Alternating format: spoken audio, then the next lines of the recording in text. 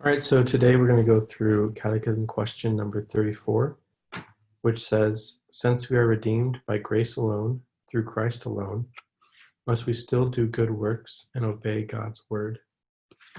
And the answer is yes, so that our lives may show love and gratitude to God, and so that by our godly behavior, others may be won to Christ. So as we consider today's question, I want to talk about one of my favorite movies, which is the movie Finding Nemo. And hopefully many of you have seen this movie before, but in case you haven't, I'll summarize it briefly. The movie is about two main characters. One is a fish named Nemo, and the other main character is his father, whose name is Marlin. Now in this movie, Nemo meets some friends, and his friends see a boat out in the middle of the ocean. And they say to each other, why don't we swim out into the middle of the ocean and touch the boat? But Nemo's father is there, and he sees that they're going to do this, and he tells Nemo, don't touch the boat, because he knows it would be dangerous for Nemo to swim out into the open ocean and touch the boat. But unfortunately, Nemo doesn't listen to his father, and he swims out into the middle of the ocean, and he touches the boat. And so this last picture is a picture of him sticking out his fin and touching the boat. Now, what happens after this is as Nemo's swimming back to his friends and his father, a diver comes up and catches Nemo in a net. And the diver takes Nemo onto his boat and goes all the way back to Australia, where he sticks Nemo in a fishing tank inside of a dentist's office. So because of what Nemo has done, because he disobeyed his father and went and touched the boat, now he's been captured and is separated from his father hundreds of miles away. But luckily for Nemo, his father loves him so much that he chases after the boat. And even though the boat drives away before he gets there, he figures out where the boat is going. And so he continues to chase after it so that he might find and save Nemo. And on his journey, he comes into many dangers. So he runs into a group of sharks, for example, or he runs into this big, scary, glowing fish. He has to swim through a giant cloud of jellyfish which sting them. He has to go into the mouth of a whale, which he thinks is going to eat them. And at the end, he even has to jump into the mouth of this bird, which carries him up to the dentist's office to where Nemo is. So throughout the movie, Nemo's father risks his life many times in order to save him. But luckily, in the end, he is able to save Nemo, and they're reunited. But I can't remember exactly what happens at the end of the movie. I'm hoping that you can help me to remember what happened next. Or maybe if you haven't seen the movie, you'll be able to guess what happens at the end. So I remember that at the end of the movie, Nemo and his father return home, and that Nemo knew that his father loved him so much that he would save him no matter what. Because even when Nemo disobeyed his father and got into trouble, his father still loved him so much that he saved him anyway. But the question is, how did Nemo respond? How did Nemo respond to the love that his father had shown him? And I think one of two things happened.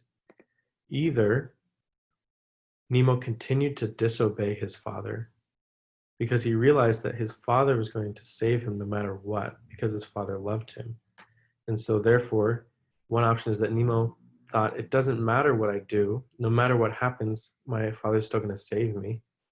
And so I can do whatever I want, and I don't have to obey him, I don't have to listen to him, I can just do whatever I want, and my father will continue risking his life to save me. Now that's one option.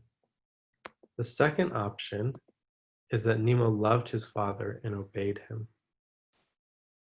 This option would be that Nemo realized that his father loved him so much, and because his father loved him, Nemo loved his father back, and part of the way that he loved him was to obey him.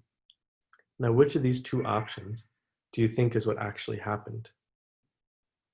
Well, if you've seen the movie, then you would know that in the end, Nemo loves his father and obeyed him, and it makes for a very happy ending.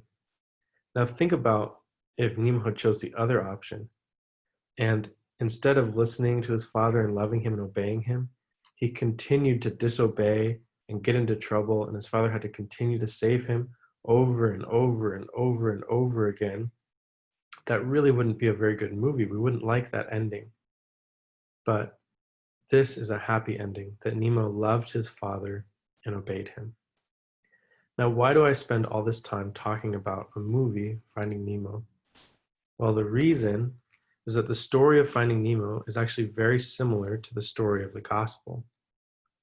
You see, in the movie, Nemo's father tried to tell him what he should and shouldn't do in order to protect Nemo, but Nemo didn't listen.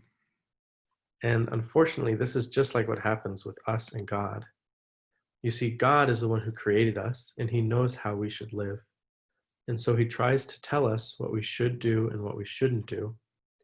But we, unfortunately, choose not to listen to God, just like Nemo didn't listen to his father. And instead, we choose to sin and to go our own way. And just like in the movie, this gets us into a lot of trouble. In fact, the Bible tells us that because of our sin, we have to die. Now, in the movie, Nemo's father risks his life many times in order to save him. But in real life, when it comes to the gospel and when it comes to our relationship with God, what happened is actually even greater than this. Because God didn't just risk his life in order to save us, he gave up his life by dying on the cross in order to save us. So now the question is, how should we respond to God's love? And we really have the same two options that Nemo did. Either we can continue to disobey God, we can think that no matter what we do, God will still love us, and so it doesn't matter what we do, and we can do whatever we want. And we don't care that Jesus had to die on the cross for us, but we can continue to sin and just count on the fact that God will still love us and save us. Or we can choose to respond to God's love by loving God and obeying him. And just like with Nemo, I think the correct option is the second option. We should respond to the love that God shows us by dying on the cross to save us. We should respond by loving God in return and obeying him. And this is exactly what our question this week talks about. So let's read it again. It says, "Since we are redeemed by grace alone, through Christ alone, must we still do good works and obey God's word?" And the answer is yes, so that our lives may show love and gratitude to God, and so that by our godly behavior, others may be won to Christ. And let's also read this week's verse, which goes along with our question, which is 1 Peter 2, verses 9 through 12. And this says, "But you are a chosen race, a royal priesthood, a holy nation, a people for his own possession, that you may proclaim the excellencies of him who called you out of darkness into his marvelous light. Once you were not a people, but now you are God's people. Once you had not received mercy, but now you have received mercy.